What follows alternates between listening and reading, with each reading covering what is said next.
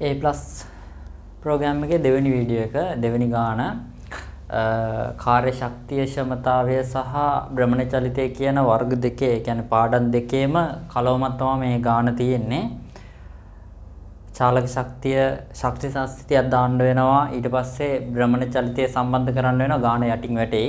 ගාන යටින් වැටේ හොඳට බලන්න.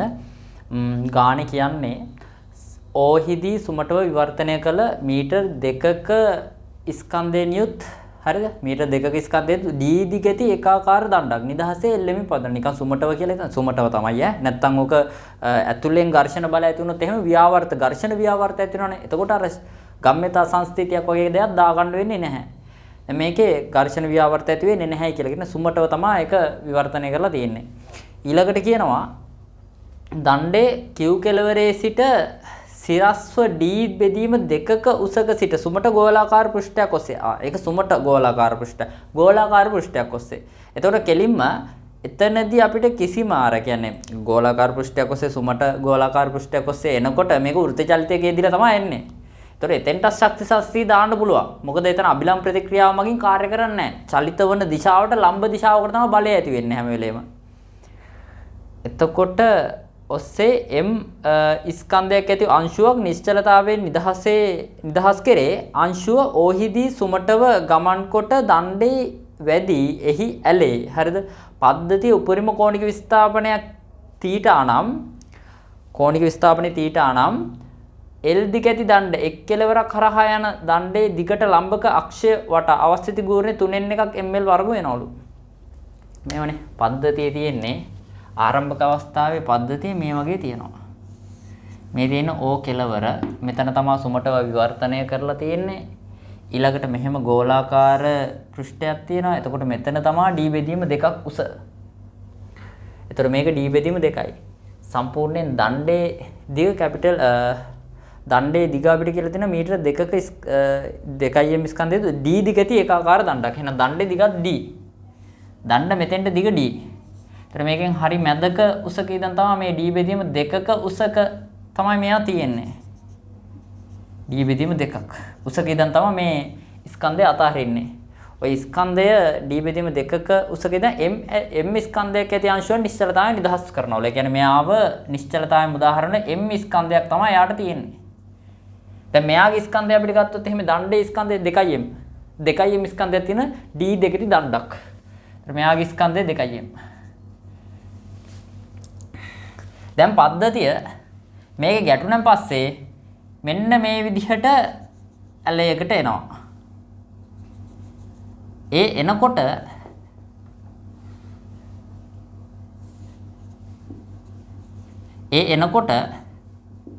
මේකේ වැඩිවන විභව ශක්තියක් තියෙන පද්ධතියේ. ඒතර මෙයාගේ සහ මෙයාගේ වැඩිවන විභව ශක්තියක් තියෙනවනේ. ඒ වැඩිවන විභව ශක්තිය සමානයි ආරම්භක චාලක ශක්තිය කියලා තමයි ගාන හදන්න වෙන්නේ.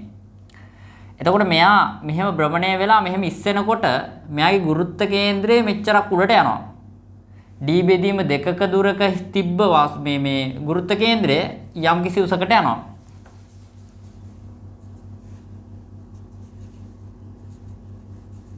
එතකොට මේක නම් D බෙදීම දෙක දුර මෙතන තියෙන්න තිබ්බ එක මෙන්න මෙච්චර ගුරුත්ව කේන්ද්‍රයේ ඉහළකට යනවා. ඔන්නෝවා තමයි වැදගත්. ඊට පස්සේ මෙතන තිබ්බ එක මෙතන තිබ්බ M ස්කන්ධයේ මෙන්න මෙච්චරක ගුරුත්ව කේන්ද්‍රයේ මෙන්න මෙච්චර උසකට යනවා. මෙන්න මේ උසයි මෙන්න මේක x කියමු x1 කියමු මෙන්න මේ උස x2 කියමු. ඔන්න ඕවා හොයන්න ඕනේ. ඕවා ජ්‍යාමිතියෙන් හොයන්න ඕනේ. හරිද? ඕවා ජ්‍යාමිතියෙන් හොයන්න. මේක θ. මෙතන කෝණේ θ. හොඳට බලන්න ගාන. දැන් මෙතනදී යන්තම් මේක ප්‍රවේගී බිඳුවක් වෙනවා. නවතින්න බෑ. දැන් අපිට ශක්ති සංස්ථිතියක් එකපාරම දාන්නත් පුළුවන්. ඊට වඩා මෙහෙමයි. දැන් මේකේ කෝණික ගම්මිතා සංස්ථිතිය මැද්දේදී දාන්න වෙනවනේ. ගැටිලා ඇලෙනවනේ. එතකොට පූර්ණ අප්‍රත්‍යස්ත ගැටුමක් විදිහට තමයි මේක සලකන්න වෙන්නේ. එතකොට කෝණික ගම්මිතා සුමටයිනේ මෙතන. එතකොට බල ව්‍යාවර්ත නැහැ. මෙතනින් ගැටිලා යන අවස්ථාවට කෝණික ගම්මිතා සංස්ථිති නියමය දාලා මෙතන පද්ධතියේ ආරම්භක ප්‍රවේගය ආරම්භක කෝණික ප්‍රවේගය හොයා ගන්න ඕනේ පද්ධතියේ ආරම්භක කෝණික ප්‍රවේගය හොයා ගන්න ඕනේ. ඒකෙන් පස්සේ තමයි මේ කොටසට යන්න තියෙන්නේ. ඉස්සලාම අපි මෙතන පද්ධතිය ආරම්භක කෝණික දැන් මෙහෙම ගිහලා වදිනවා. වැදිලා මෙයා ඇලෙනවා. ඇලිලා තමයි මේ දෙන්න යන්නේ. එතකොට මේ පද්ධතිය ආරම්භක කෝණික ප්‍රවේගය හොයා ගන්න ඕනේ. හරි? sorry. පද්ධතිය අවසාන කෝණික ප්‍රවේගය හොයා ගන්න ඕනේ. එතකොට එයානේ මෙතෙන්ට යන්නේ. ගැටෙන්න මොහොතකට පෙර කෝණික ප්‍රවේගය කෝණික ගම්‍යතාවය සමාන කරනවා ගැටෙන්න මොහොතකට පසු කෝණික ගම්‍යතාවයට. මේ ගැටුම සඳහා කෝණික ගම්‍යතා සංස්ථිතිය නියමයක් දාන්න වෙනවා. මෙතන ගැටීමේදී ඒ කියන්නේ හිතන්න මෙයා මෙතෙන්ට ගානට එනකොට මෙතෙන්ට ශක්ති සංස්ථිතිය දාන්න පුළුවන්. මෙතනදී අභිලම්බ ප්‍රතික්‍රියාව ඇති වෙන්නේ මේ කේන්ද්‍රයේ දිශාවටනේ මේකට රම්භකවනේ. එතකොට මේ චලිතයට සපෝට්වත් බාධාවක්වත් කරන්නේ නැහැ මේ බලය නිසා. එතකොට මෙතෙන්ට ශක්ති සංස්ථිතිය දැම්මහම මෙයා මෙතෙන්ට එන ප්‍රවේගය අපිට හොයා ගන්න පුළුවන්. මෙයා මෙතෙන්ට එන ප්‍රවේගය v නම් අපිට ශක්ති සංස්ථිතියක් දැම්මහම මෙතන අපි දන්නවා අඩු වෙච්ච විභව ශක්තිය m g d බෙදීම 2යි වැඩි වෙච්ච චාලක ශක්තිය මෙතන නිශ්චලතවනේ අතාරින්නේ භාගයක් m v වර්ගය. එතකොට මේ දෙකට දෙක කැපුණාම m ට m කැපුණාම v සමානයි මූල gd m සමානයි මූල gd. දැන් මෙහෙමනේ පද්ධතිය. පද්ධතිය තියෙන්නේ මෙහෙම. එතකොට පද්ධතිය සඳහා මේ මෙතන තියෙන ස්කන්ධයේ ආරම්භක ප්‍රවේගය v. එතන මෙයා ආරම්භයේදී නිශ්චලයි. ඊට පස්සේ ගැටුමෙන් පසු පෙර අවස්ථාව මේක. ඊට පස්සේ ගැටුමෙන් පසු අවස්ථාවේ පද්ධතිය ඒ කියන්නේ මෙයා සුමට විවර්තනය වෙලා තියෙන්නේ. එතකොට මේ පද්ධතිය මෙයාගේ එකතු වෙලා මෙහෙම යන්න ගන්නවා. කෝණික ප්‍රවේගය ඔමෙගා කියලා කියමු. හරි. දැන් මෙහෙමයි. ගැටුමට පෙර කෝණික ගම්‍යතාව සමාන කරමු පසු කෝණික ගම්‍යතාවයට. පසු කෝණික ගම්‍යතාවය. හරි. පෙර කෝණික ගම්‍යතාවය කොහොමද ලියන්නේ? පෙර කෝණික ගම්‍යතාවය මේ පෙර අවස්ථාවේ දණ්ඩට කෝණික ගම්‍යතාවයක් නැහැ. ස්කන්ධයට කෝණික ගම්‍යතාවයක් තියෙනවා. රේඛීය ගම්‍යතාවයේ ගූර්ණයේ විදිහට ගන්න පුළුවන් කෝණික ගම්‍යතාවය. රේඛීය ගම්‍යතාවයේ ගූර්ණයේ විදිහට ගන්නවා. එයාගේ ස්කන්ධයේ m ප්‍රවේගය ස්පර්ශීය ප්‍රවේගය v ස්පර්ශ ප්‍රවේගය v. එතකොට මෙතන ඉඳන් මෙතෙන්ට දුර d. එහෙනම් mv ගූර්ණය d. d කින් ගුණ කරනවා. මෙච්චර මේ වගේ ප්‍රවේගයක් නේ මෙයාට තිබ්බේ මෙහෙට.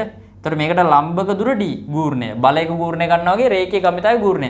එතකොට මේ දණ්ඩට ගම්‍යතාවයක් තිබෙන්නේ නැහැ. ඒක බිඳුවයි. ඊට පස්සේ පද්ධතියම එකක් වෙනවා දැන්. පද්ධතියේ මුළු අවස්ථිත ගූර්ණය ගන්න පුළුවන්. දණ්ඩේ අවස්ථිත ගූර්ණය කොහොමද ගන්නෙ? කෙලවරක් වට අපිට කියලා තියෙනවා 3n එකක් ml වර්ග කියලා. l කියන්නේ d දිග. එහෙනම් 3n එකක් md වර්ග අවස්ථිත ගූර්ණය කියන්නේ අදිශයක්. එහෙනම් එකතු කරන්න පුළුවන්. මේ දණ්ඩේ අවස්ථිත ගූර්ණය දාන මේ ස්කන්ධයේ අවස්ථිත ගූර්ණය. ස්කන්ධය කියන්නේ නිකම්ම නිකන් ලක්ෂී ස්කන්ධයක් ලෙස සලකන්න පුළුවන්. එතකොට mr වර්ගය. එහෙම නැත්නම් md වර්ගය කියලා තමයි දාන්න වෙන්නේ මෙතනදී. මෙතනදී මේක වතාවක් මෙතන දුරේ වර්ගය. md වර්ගය. වතාවක් ඔමෙගා. ඔන්න ඔමෙගා වහ ගන්න පුළුවන්. දැන් අපිට ඔමෙගා එනවා. මෙතනින් එනවා mv m. එතකොට මෙයාගේ දණ්ඩ සදහා ස්කන්ධය 2m කියලා ගන්න වෙනවා. මොකද දණ්ඩ 2m කියලා කිව්වනේ. එතකොට මෙයාගේ ස්කන්ධය සිම්පල් m කියලා ගන්න වෙනවා md වර්ග. හරි. දැන් mv v වෙනකොට දාන්න වෙන්නේ මේක. මූල gd අපි එක පස්සේ දාමු. mvd අතරින් එනවා මොකද්ද? පොදු හරය 3යි මෙතන 3න් 3යි 5යි. m එක කපලා යනවානේ. md වර්ග. ඔහොමනේ. හරි. එතකොට මෙතන 5යි m බෙදීම 3. ඊට පස්සේ මෙතන ඔමෙගා තියෙනවා. m ට m කපලා යනවා. එක d එකක් කපලා යනවා. එතකොට ඔමෙගා කියන එක එනවා අපිට 3ක් v මේ 3 මේ පැත්තට එනවා 3ක් v බෙදීම 5ක් d කියලානේ. ඔමෙගා කියන එක එනවා 3ක් v බෙදීම 5ක් d කියලා. හරිනේ. ඔන්න කෝණික ප්‍රවේගය ආවා. දැන් මෙතනදී කෝණික ප්‍රවේගය තමයි ඔය ආවේ. නිකන් පද්ධතිය පසු අවස්ථාව. ඒ කියන්නේ පද්ධතිය එකට එක් වෙලා කැරකෙන කෝණික ප්‍රවේගය තමයි ඔය ආවේ. දැන් අපිට මෙතනදී තියෙන රේඛීය චාලක ශක්තියක් නෙමෙයි. දැන් ශක්ති සංස්ථිතියක් ආයිත් දාන්න තියෙනවා. ශක්ති සංස්ථිතියක් ආයිත් දාන්න තියෙනවා. ඔතනදී කරන්න තියෙන්නේ රේඛීය චාලක ශක්තියක් නෑ. දැන් මෙයාට තියෙන භ්‍රමණ චාලක ශක්තිය. භ්‍රමණ චාලක ශක්තිය. ඒ භ්‍රමණ චාලක ශක්තිය තමයි වැඩි වෙච්ච විභව ශක්තියට සමාන වෙන්නේ. දැන් අපිට මෙතනදී මේ x2 සහ x1 හොයන්න වෙනවා වැඩි වෙච්ච විභව ශක්තිය හොයාගන්න. ඒක සමාන වෙන්න කරන්න වෙනවා ආරම්භක භ්‍රමණ චාලක ශක්තිය ඔමෙගා වර්ග.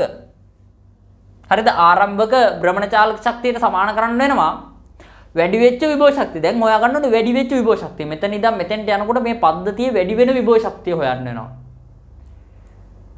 ඒක මෙහෙම කරන්නත් තිබ්බා. එකපාර හොයනවා නම්. හරිද? එකපාර හොයනවා නම් මෙතන පද්ධතියේ ගුරුත්ව කේන්ද්‍රය කොයි හරියද තියෙන්නේ කියලා හොයා ගන්නවා. ඊට පස්සේ ඒක වැඩි වෙන උස හොයාගත්තා නම් ඒත් හරි. නැත්තම් මේ ස්කන්ධ දෙක වෙන වෙනම ගුරුත්ව කේන්ද්‍ර අරගෙන හොයන්නත් පුළුවන්. දැන් මම මෙතන ඉඩ නැහැ. මම මෙතනින් හොයන්නම්කො මේ. මෙහෙම බලන්න. මේක තමයි දණ්ඩ.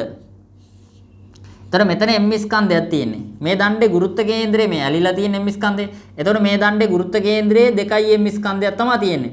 එතකොට මේ දෙන්නාගේ ගුරුත්ව කේන්ද්‍රය පද්ධතියේ ගුරුත්ව කේන්ද්‍රය 1:2 අනුපාතයට බෙදුනම මෙන්න මේ හරිය තමයි පද්ධතියේම. ඒ කියන්නේ මේ මුළු දණ්ඩේම මුළු ගුරුත්ව කේන්ද්‍රය පිහිටන්නේ මෙතන. ඔය ගුරුත්ව කේන්ද්‍රයේ ඉහළ ගියපු උස වතාවක් 3m පද්ධතියේ ස්කන්ධය 3m නේ 3m gh කියලා ගත්තා නම් ඒත් හරි. එහෙම හදුම් බලන්න.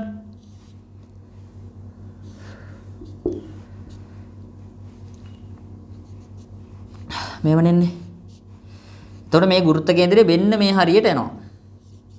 එතකොට මෙතන ඉඳන් මෙතෙන්ට දුර අපි හොයනවා මෙතන ඉඳන් මෙතෙන්ට දුර කොච්චරද? මෙන්න මේ දුර අඩු කරා නම් හරි නේද? මෙන්න මේ දුර අඩු කරා නම් හරි. මම මේක ඉරක් විදියට අඳින්නම්. මේක අපිට මෙහෙම සංකීර්ණයි වගේනේ. මම මේක ඉරක් විදියට අඳිනවා ඈ. එතකොට ඔයාලට තේරෙනවද මේ? මෙතන m ස්කන්ධය තිබ්බා. මෙතන හරි මැද්දේ 2m ස්කන්ධය තිබ්බා. එතකොට පද්ධතියේම ගුරුත්ව කේන්ද්‍රය මෙයාව 1:2 අනුපාතයට බෙදෙන තැනක තමයි පද්ධතියේ ගුරුත්ව කේන්ද්‍රය මෙතන තියෙන්නේ. නම් මුළු දිග කීයද? d නේ. d බෙදීම දෙකක් නේ මෙයා. d බෙදීම දෙකක් නේ මෙයා. ඒ d බෙදීම දෙක බෙදන්න ඕනේ 3ට බෙදලා එකක් දෙන්න ඕනේ මෙයාට. 1:2 අනුපාතයට නේ බෙදෙන්න ඕනේ මේක. මේ ගුරුත්ව කේන්ද්‍රය මෙයා m නම් විශාල ස්කන්ධයට කිට්ටු වෙන්නේ තියෙන්නේ. මේ ස්කන්ධ අනුපාතයට පරස්පරයට නේ ගුරුත්ව කේන්ද්‍රය බෙදෙන්නේ. මෙතන ගුරුත්ව කේන්ද්‍රය තියෙන්න ඕනේ. ඒතර ගුරුත්ව කේන්ද්‍රය තියෙන්න ඕනේ මේ දුර d බෙදීම දෙකයි. ඒක නිසා d බෙදීම දෙක බෙදන්න ඕනේ 3ෙන් ಗುಣ කරන්න ඕනේ 1ෙන්. එතකොට මෙන්න මේ දිග එනවා. මෙන්න මේ දිග එනවා. එතකොට එන්නේ 6න් 1යි d නේ. 6න් 1යි d. එතකොට මෙතන කීයද d බෙදීම දෙකනේ. d බෙදීම දෙක දන 6න් 1යි d තමයි මෙන්න මේ ගුරුත්ව කේන්ද්‍රයේ තියෙන දුර. එතකොට අපිට එනවා මේ වගේ තිබ්බනේ. මේ වගේ ගුරුත්ව කේන්ද්‍රය මෙතන තියෙන්නේ. දැන් එතකොට මෙයා මේ කෝණයක් ආනත වුණාම මෙන්න මේ හරියට එయ్యෝ ගුරුත්ව කේන්ද්‍රය.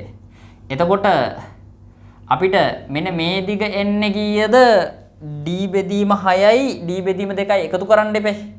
එතකොට d බෙදීම 6යි d බෙදීම 2යි මේ d බෙදීම 6 කියන්නේ මේ දුර. එතකොට මේ සම්පූර්ණ දිග වෙන්නේ d බෙදීම 2යි d බෙදීම 6යි එකතු කරපුවාම.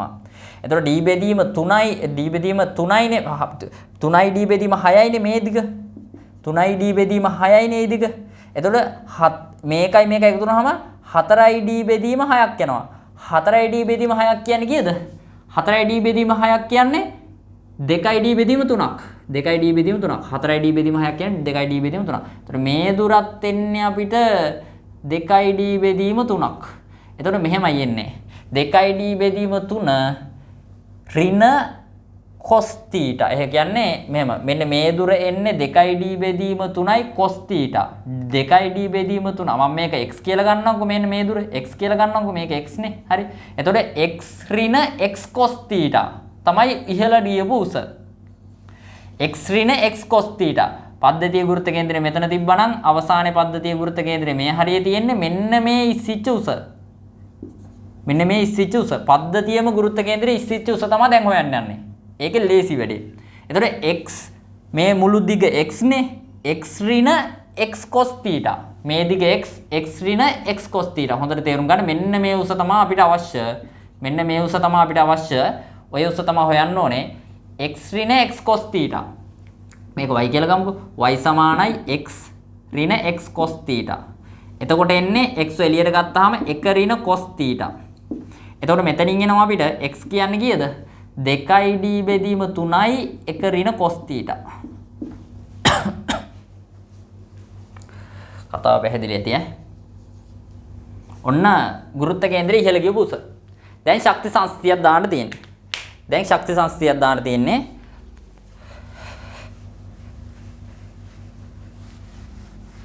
ඔමෙගා හොයාගත්තා. මෙතනදී කරගෙන ඔමෙගා හොයාගත්තා. මේ පද්ධතිය කෝණික ප්‍රවේගය ඔමෙගා හොයාගත්තා. ඒක තමයි අර ආවේ 3ක් v බෙදීම 5යි d කියලා පද්ධතිය. හරි. භ්‍රමණ චලිතයේ දැන් ශක්ති සංස්ථායන දාන්න තියෙන්නේ. දැන් අපිට අවශ්‍ය වෙන්නේ මෙතන y සමානයි කියන්නේ මෙන්න මේ ඉස්සිච්ච උස x ඍණ x cos θ නේ. ඒක හරි. x එළියට ගත්තාම 1 ඍණ cos θ නේ. x කියන එක හෙව්වා දැන්. මේක 2d බෙදීම 3යි 1 ඍණ cos θ. හරි. දැන් ශක්ති සංස්ථිතිය දාමු. හරි. ආරම්භක භ්‍රමණ චාල ශක්තිය අවසාන විභව ශක්තිය. එහෙම නැත්නම් ආරම්භක භ්‍රමණ චාල ශක්තිය අඩු වෙච්ච භ්‍රමණ චාල ශක්තිය සමානයි වැඩි වෙච්ච ගුරුත්වාකර්ෂණ විභව ශක්තිය. වැඩි වූ ගුරුත්වාකර්ෂණ විභව ශක්තිය සමානයි අඩු වූ වන භ්‍රමණ චාලක ශක්තිය. කොහොමද එන්නේ? වැඩි වෙන ගුරුත්වාකර්ෂණ විභව ශක්තිය වෙන්නේ මුළු ස්කන්ධය 3m. පද්ධතියේ මුළු ස්කන්ධය 3m mgh නේ. mgh විදියට ඉහළ යන උස y නේ. y කියන එක හෙව්වහම මේ මෙන්න මේ y කියන එක එන්නේ 2d බෙදීම 3 වතාවක් 1 ඍණ cos θ. හරි. භ්‍රමණ චාලක ශක්තිය අඩු වෙන භ්‍රමණ චාලක ශක්තිය සමානයි මෙතන තිබ්බ භ්‍රමණ චාලක ශක්තිය තමයි. තිබ්බ භ්‍රමණ චාලක ශක්තිය i ඔමෙගා වර්ගයනේ භාගයක් i ඔමෙගා වර්ගය. ඕක හදාගමු ඈ. දැන් ඉස්සලාම මෙතනින් අපිට පොඩ්ඩක් සුළු කරලා ගමු. මේ තුනට මේ 2id නේ. මේ තුනට මේ තුන කැපිලා යනවා mg 2mgd. හරි. 2mgd. මේ තුන කපලා යනවා. 1 ඍණ cos θ සමානයි භාගයයි i විදිහට ගත්ත එක අවස්ථිතික ගූර්ණය. දණ්ඩේ අවස්ථිත ගූර්ණය භාගයක් කලින් හැදුවා 3න් එකක් ml වර්ගනේ. m විදියට ගන්න තියෙන්නේ 2m ස්කන්ධයක්. l වර්ග. හරිද? l විදියට ගන්න වෙන්නේ මෙතන මුළු අවස්ථිත ගුණේ දැන් කලින් හෙව්වා මේ මෙතන හෙව්වා. හරිද? සමානයි භාගයයි i විදියට ගන්න වෙන්නේ මෙහෙම. හරිද? දණ්ඩේ කෙලවරක් වඩා අවස්ථිත ගුණේ 3න් එකක් m විදියට ගන්න වෙන්නේ ස්කන්ධේ දණ්ඩේ ස්කන්ධේ 2m l විදියට ගන්න වෙන්නේ දිග d නේද? d වර්ග ml වර්ග d වර්ග ධන එතකොට මේ mr වර්ගයනේ මෙතන දාන්න වෙන්නේ මේ ස්කන්ධයේ අවස්ථිත ගුණේ. ඒකත් මේකට එකතු කරන්න වෙනවා. m d වර්ග. හරි. ඔන්න මුළු අවස්ථිත ගුණය ආවා මේ දණ්ඩ සමග ස්කන්ධයේ පද්ධතියෙම. ඒතර ඔමෙගා වර්ගයෙන් ගුණ කරනවා. භාගයක් මේ තියෙන පද්ධතිය i. මේ තියෙන i. මේ තියෙන i. එතකොට මේ ඔමෙගා වර්ග. හරි. ඔමෙගා වර්ග තමයි දැන් හෙව්වේ මේ. ඔමෙගා වෙතෙන්ට දාන්න පුළුවන් ඕන. ඔමෙගා වර්ග වෙනකොට දානවා. ඔමෙගා වර්ග වෙනකොට දානවම 9ක් v වර්ග බෙදීම 25ක් d වර්ග. ඉවරයි ගාන. ගාන ඉවරයි. m ටෙම් කපලා යනවා. එතකොට v වර්ග කියන එක දැන් හෙව්වනේ. v කොහෙන් හරි හෙව්වා අපි. v හෙව්වා. කොහෙද v හෙව්වේ? v වල ලියාගත්තනේ දැන් මැකුවා. හරි. මෙතන ඉන්නේ v හෙව්වේ. v හෙව්වා v මැකුවා ආයේ. මම v හොයලා ආයේ දාන්නම් උතෙන්ට. හරි. ශක්ති සංස්ථිතියේ v හෙව්වේ. භාගයක් m v වර්ග සමානයි මෙතන mg h විදිහට ගන්න වෙන d බෙදීම දෙකනේ. දෙකට දෙක කැපුණා m ට m කැපුණා. එතකොට v සමානයි මූල gd. v හෙව්වා. v වර්ගය උතෙන්ට දාන්න තියෙන්නේ. හරි. v වර්ගය සමානයි gd. gd දානවා උතෙන්ට. දැන් මම උත්තරේ එනවා. මේ බලන්න. 2යි. හරි. දැන් ගාන ඉවරයි. v වර්ග සමානයි gd දාන්න තියෙන්නේ මේ. දැන් 2යි m 2යි mg d 1 ඍණ cos θ සමානයි මෙතන භාගයයි මට මෙතනින් ගත්ත හැකි පොදු හරයක් විදිහට 3. එතකොට 3න් 5ක් වෙනවා. 5යි කලින් හෙව්වේවා මේවා. 5යි md වර්ග වතාවක් මෙතන එනවා 9යි v වර්ග කියන්නේ gd. v වර්ග කියන්නේ gd බෙදීම 25යි d වර්ග. එතන මෙතනින් d වර්ගට d වර්ග කපලා යනවා මේ d වර්ගට මේ d වර්ග කපලා යනවා මේ d ට මේ d කපලා යනවා. හරි. මේ m ට මේ m කපලා යනවා. එතකොට අපිට මෙතනින් g ට මේ g කපලා යනවා. බලන්න දැන් මොනවද ඉතිරි වෙන්නේ කියලා. මේ දෙකෙන් ගුණ වෙනවා 2යි ඍණ 2යි cos θ. සමානයි මෙතන එන්නේ මොනවද? මෙතන මේ 3ක් කපලා යනවානේ 3යි. එතන උඩින් එනවා 15යි. එතන මේ 5ට කපලා යනවා මෙතනින් 5ක්. හරි. එතන උඩ ඉතිරි වෙන්නේ 3යි. එතන උඩ 3මයි ඉතිරි වෙන්නේ 3මයි. යට ඉතිරි වෙන්නේ 2 වතාවක් 5 10යි. යට 10යි ඉතිරි වෙන්නේ. හරි. දැන් සුළු කරමු. මෙයාව මෙහෙට ගේනවා. මෙයාව මෙහෙට ගේන්න. 2 ඍණ 3 බෙදීම 10 සමානයි මේ එහා එහා පැත්තට ගෙනිච්චාම 2යි cos θ. මේක 2යි cos θ සමානයි. 2යි cos θ සමානයි. පොදු හරයක් ගත්තාම 10යි 20යි 20න් 3 කරන 17යි. එතකොට එනවා cos θ සමානයි 17 බෙදීම 20ක් කියලා. θ සමාන cos inverse 17 බෙදීම 20යි. ආන්සර් එක.